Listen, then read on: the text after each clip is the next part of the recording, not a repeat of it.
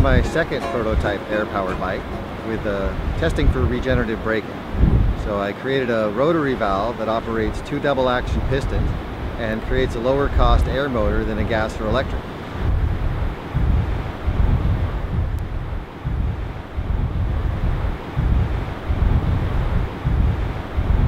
My goal is to open source that idea, and on this project I'm utilizing a clutch to turn the motor over and pressurize energy back into the system. So I've got 3 different tanks on here for the high pressure, the intermediate, and another one set aside just for the pneumatic clutch with its own regulator. And so that allows me to test the pneumatic clutch with the other tanks empty. The 2 double action pistons are operated by this rotary valve so that there's always at least one piston working at all times.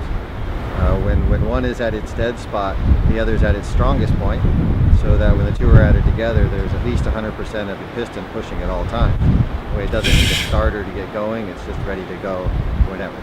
This bike is set up with a twist throttle on the motors for the motor that operates the clutch and the motor in one pull, and also has a switch on the other side to operate the pneumatic clutch and the shutoff of the exhaust to use the motor to recompress energy back into the system.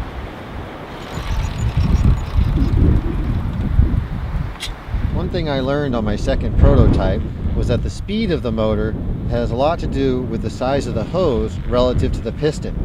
So if you look back at my first video, you'll see I had much thinner pistons and that motor ran a lot faster.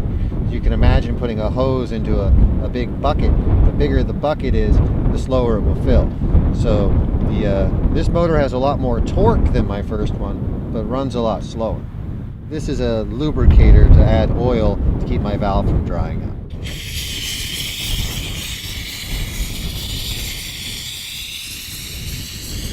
Compressed air is a sustainable energy storage method. Unlike batteries that are actually toxic to our environment, or gasoline that we all know we need to get away from, compressed air doesn't leave any damage behind.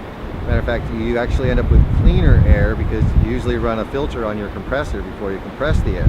So by the time it comes out, it's a little cleaner than it was.